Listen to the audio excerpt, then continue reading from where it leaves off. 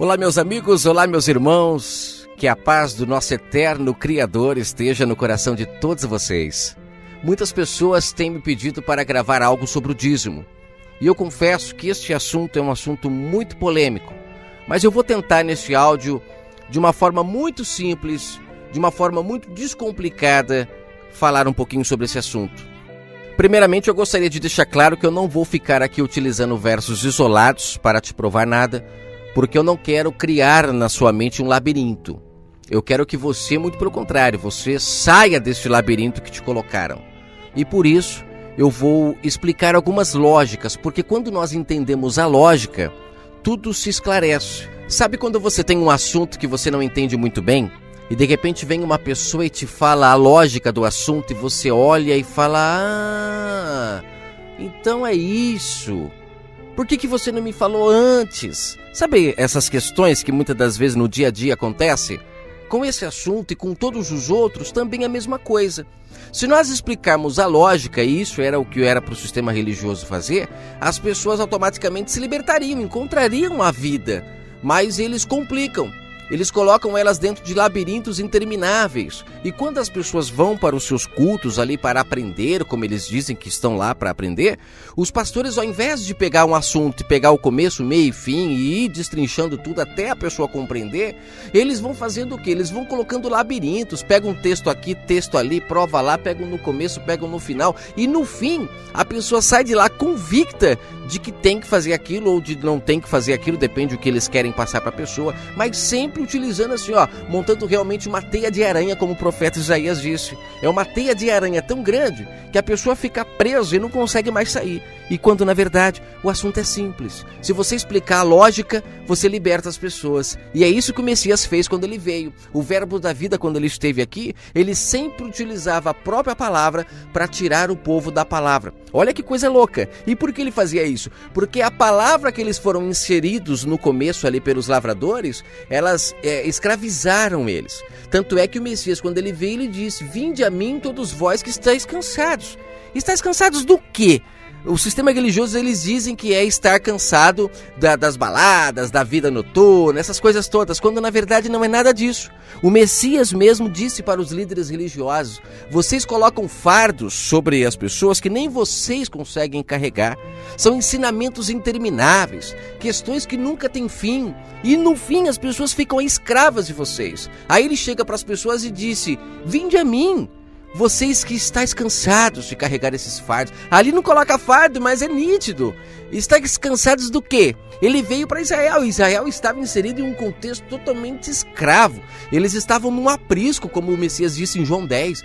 E o Messias veio sendo a porta para tirar o povo daquele aprisco, para tirar o povo daquele engano. Então você compreende que é simples a coisa, é só nós desembaraçarmos. Vamos lá. Quando o Criador do Universo ele institui o dízimo para a nação de Israel, ele deixa claro que o dízimo era alimento, nunca foi dinheiro. Aí muitos líderes religiosos, quando é perguntado para eles sobre isso, o que eles dizem? Que na época não tinha dinheiro, o que é mentira. Lá no livro de Gênesis, no capítulo 23, quando morre a mulher de Abraão, a Sara, ele compra um local para sepultá-la por 400 ciclos de prata. Ele compra diretamente da mão de Efron. Leia lá no livro de Gênesis, no capítulo 23. Desde aquela época, já se existia dinheiro. Agora eu vou mais longe. No capítulo 27 de Levítico, no começo do capítulo, você vai ver ali os caras falando sobre comprar campo, né? A questão do ano jubileu do campo, eles tinham que avaliar. E lá fala, principalmente no verso 18, que ao santificar o campo depois do ano jubileu, o sacerdote, ele contava o dinheiro conforme os anos restantes até o ano jubileu, e isto abatia a dívida, abatia o valor do campo. O campo ia perdendo o seu valor conforme o tempo, então eles tinham que fazer esses cálculos para poder vender o campo. Então era tudo com dinheiro, e ali ainda fala no texto dinheiro. E lá embaixo, um pouquinho mais para baixo, a partir do verso 30 mais ou menos, fala sobre o dízimo. Olha só, no verso 30, por exemplo: também todas as dízimas do campo, da semente do campo, do fruto da árvore, são do Senhor, são santas a Ele. Porém, se alguém das suas dízimas resgatar alguma coisa, acrescentará a sua quinta parte sobre ela. Então você começa a perceber que no mesmo capítulo, por exemplo, em Levítico 27, eles falam de dinheiro um pouquinho antes e logo depois eles falam do dízimo como alimento. Então o dízimo sempre foi alimento. É interessante a gente entender isso para a gente entrar agora num ponto importantíssimo. No madeiro, acaba-se a era carnal.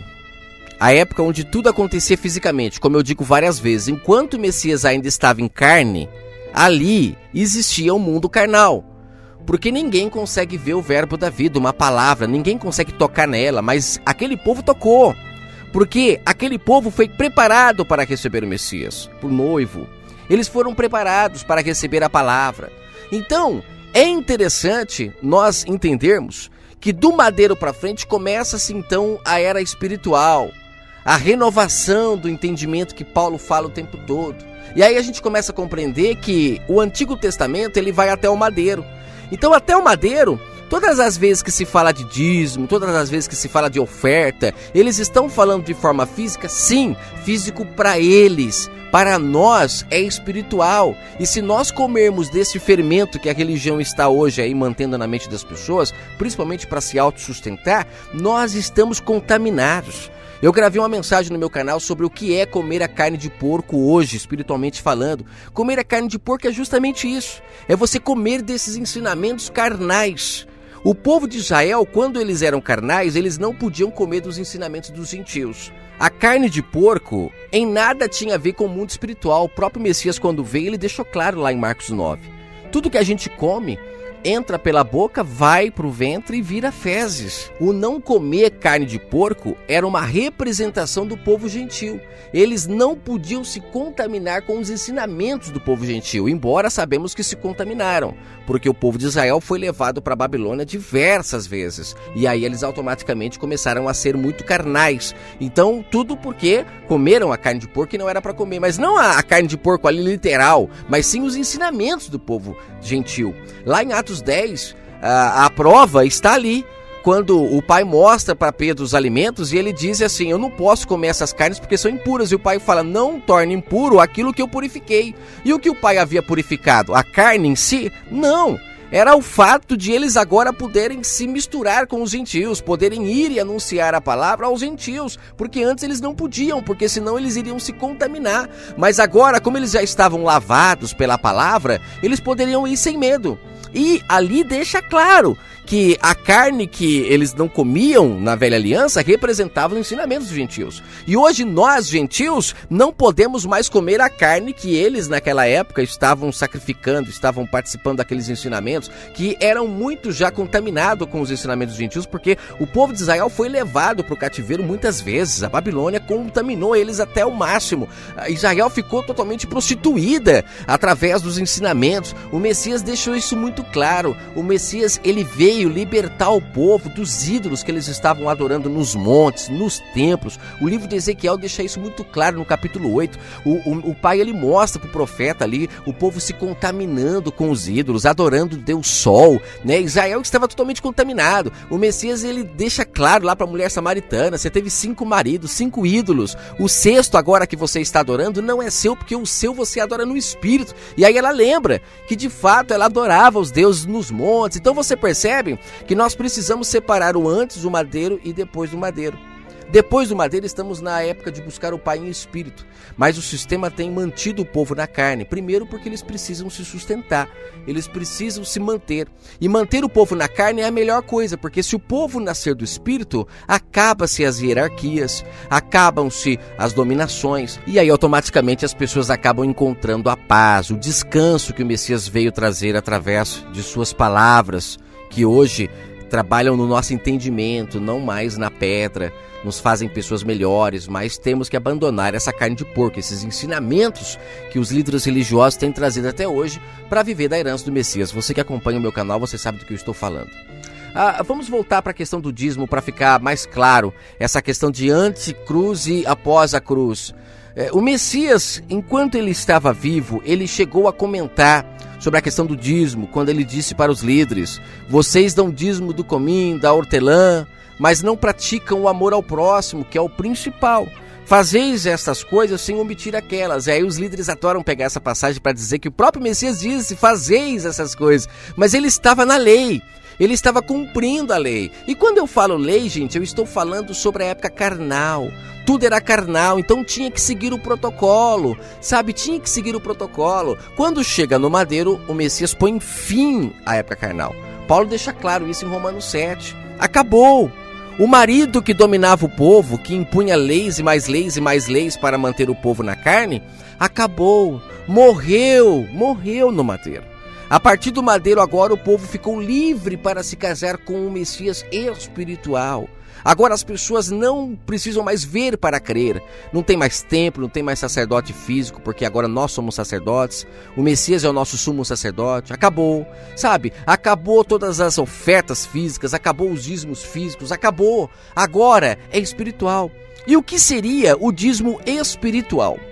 No Antigo Testamento, o dízimo servia para alimentar os pobres, os órfãos, as viúvas. Tanto é que lá em Malaquias, quando, voltando a repetir, né, que os líderes utilizam muito para escravizar as pessoas, que nós é que roubamos a Deus, na verdade lá em Malaquias, o texto deixa claro que é para os levitas essa ordenança. Eles estavam deturpando a verdade do Pai, estavam roubando o povo. Eles já não estavam dando mais o dízimo para o pobre, para o órfão, para a viúva. É como hoje. Os líderes não usam o dízimo para isso. Você quer dar um dízimo em dinheiro na igreja, que é totalmente contra, porque a palavra diz que o dízimo era alimento. Você quer dar hoje em dinheiro, acreditando que na época não tinha dinheiro, coisa que eu já mostrei para você que tinha dinheiro sim. Eles utilizam essa questão de dinheiro porque eles não querem viver de alimentos. É como aquele texto que Paulo fala que o obreiro é digno do seu salário. Eles colocaram o salário agora, nas Bíblias mais novas. Pegue umas versões mais antigas para você ver se lá não está escrito alimento. Está escrito alimento. Então você precisa compreender que o homem de Deus, ele sobrevive do alimento. Ele não sobrevive do dinheiro. Porque o dinheiro, ele traz o quê? Ele traz corrupção. Ele corrompe o homem. O homem começa a fazer por dinheiro. Paulo mesmo falava, eu não prego por dinheiro, não faço nada por dinheiro, para que vocês não pensem que eu anuncio o evangelho por isso. Eu só preciso que vocês me dêem o alimento, para eu poder continuar anunciando, porque o obreiro é digno do seu alimento. Mas se vocês não quiserem dar, não precisa, porque eu trabalho para me sustentar. Então quando esses homens dizem que imitam Paulo, são mentirosos, porque Paulo não cobrava para falar a verdade, e nem o alimento que ele era digno de ter, ele falava que não queria, porque ele queria anunciar sem ser peso para ninguém. Então olha que interessante, o que é o dízimo? Se o dízimo era alimento e servia para sustentar o pobre, o órfão e a viúva, hoje, no mundo espiritual, o que é o dízimo?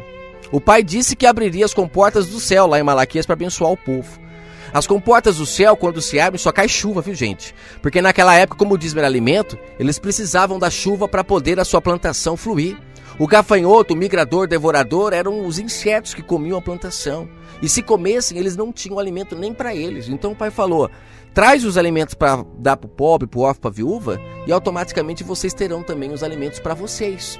Só que aí vem os líderes hoje dizem que o gafanhoto, o migrador, essas coisas é o diabo. Nada a ver, gente, nada a ver.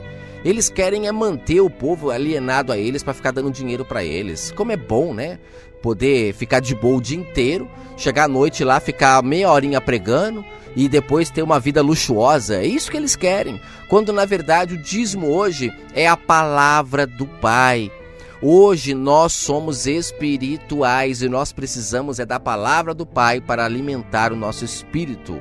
O dízimo naquela época era o alimento que alimentava o pobre, o órfão e a viúva. E naquela época o povo estava sem pai. Eles estavam com os homens como pai. E o Messias disse isso em Mateus 23. Vocês têm por pai o diabo. O pai de vocês não é o criador do universo, porque vocês se corromperam. Não é que Abraão era o diabo, como muitos têm dito, porque eles tinham por pai Abraão. Não, o próprio Messias disse, se o pai Abraão fosse o pai de vocês, vocês não estariam crucificando o verbo da vida, porque Abraão testificava de mim. Então você percebe que eles estavam como tendo pai o diabo, porque eles tinham se corrompido. Eles estavam agora fazendo tudo ao contrário do que o pai havia ordenado para eles. Então eles estavam órfãos. Eles estavam órfãos do Criador do Universo. Então quando hoje você fala da verdade para as pessoas, você está trazendo para ela a consciência de ela voltar a buscar o único pai, Aquele que Jesus, em Mateus 23, ele deixa claro para os líderes: vocês são guias cegos. Não chamem, ele olhando para o povo de Israel, ele disse: não chamem ninguém de pai, só há um pai que está no céu. Você percebe como que o Messias, ele é o dízimo? O Messias, ele é a palavra que alimenta o templo? Nós somos o templo.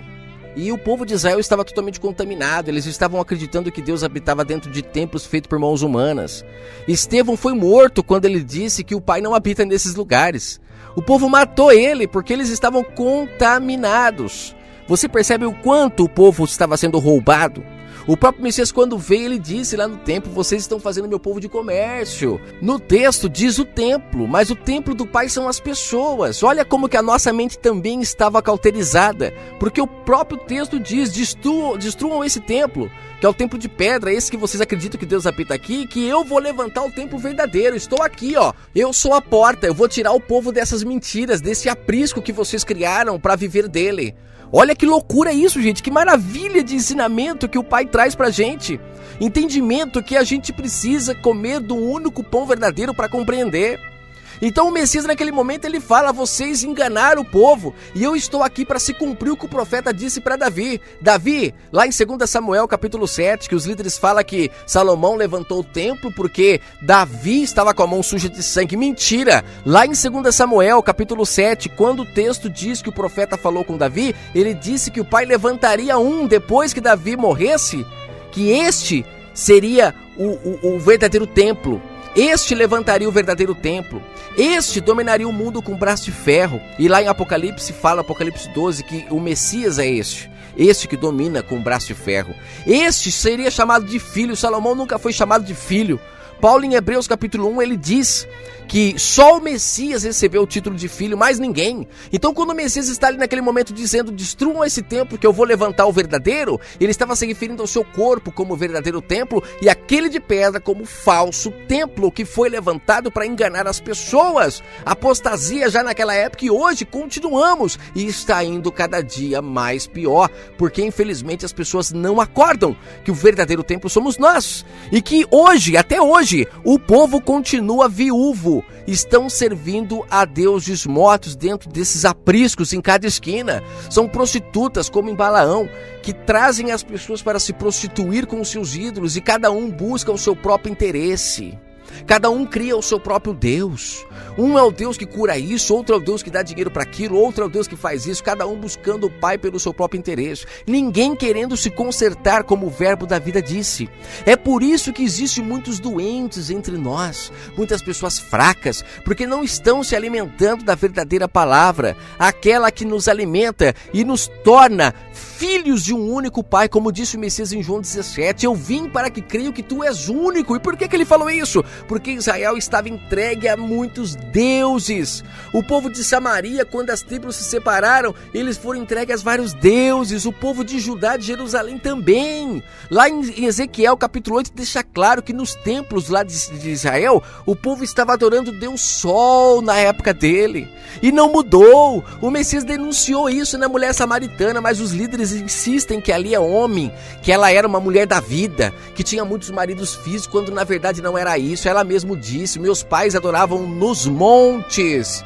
Vocês dizem que é no templo. Olha, ele falava de adoração, de ídolo, de maridos, deuses, que Oséias lá no capítulo 2 e no livro todo de Oséias mostra o pai pedindo para Oséias se casar com uma prostituta para mostrar como Israel estava. Israel estava prostituta aos olhos do pai. Ela estava dando para qualquer ídolo, vamos falar assim já o português claro. Ela não estava se guardando para o verdadeiro marido, aquele que dava a chuva, que dava os alimentos. Muito pelo contrário, ela pegava os alimentos, ela pegava as coisas que o verdadeiro marido dava e ela levava para os seus amantes, e é o que as pessoas têm feito hoje. Gente, vamos acordar. O dízimo que o Pai quer é que nós falemos do seu amor uns para com os outros. É isso que alimenta o templo, que faz as pessoas estarem vivas diante do Pai. Mas as pessoas estão comendo lavagem da mão do sistema, estão contaminadas, elas estão órfãs, elas estão viúvas, elas estão pobres, como diz no Apocalipse, na 7ª carta da igreja de Laodiceia. Elas estão pobres, cegas e nuas. E o Messias, quando veio, ele veio abrindo os olhos dos cegos. Você pensa que lá era cego físico? Você acredita que lá era cego físico? Você acredita que lá era lepra física? Você acredita que era um aleijado físico? Então coma dessa lavagem. Lá pode até ter sido fisicamente para nos trazer uma sombra de que hoje não é o cego físico que o Pai quer, não é o paralítico que o Pai quer levantar de sua cadeira. O Pai quer que as pessoas libertem-se dessas doenças espirituais, doenças que estão fazendo os espíritos das pessoas estarem totalmente contaminados. Eu vou gravar um outro áudio falando sobre as curas do Messias, porque pediram para ele fazer sinal e ele disse que não faria outra a não ser o de Jonas. Então será que os sinais que ele fez lá foram como hoje? Hoje eu fico meio cismado porque o Messias disse que os falsos profetas é que fariam sinais, prodígios e maravilhas. Agora ele, será que de fato essas curas que ele fez foi tudo fisicamente, como os homens trazem para hoje? Ele disse que só faria o sinal de Jonas. Tem muita coisa aí, gente, que precisa ser, escancarado para o mundo saber, porque esses homens estão vivendo da herança, trazendo muitas coisas para a carne, fazendo o povo ser carnal, ainda buscando em templo físico. O Messias disse que levantaria o verdadeiro templo, e o povo hoje aceita novamente o templo falso no lugar do verdadeiro. O povo hoje está ainda precisando do dízimo, eles não estão aceitando receber o dízimo, que é a verdade, estão preferindo ficar com o fermento desses homens. Então eu peço a você, liberte-se. O dízimo verdadeiro é a palavra do Pai, que faz você não ser mais órfão, que faz você não ser mais viúvo, que faz você não ser mais doente, e você começa a dar frutos espirituais e não frutos mais infrutíferos para o Pai. Fique com o Eterno, gravarei outra mensagem sobre o dízimo mais completa, espero que essa possa ter te ajudado a encontrar um pouco da lógica. Temos que entender a lógica.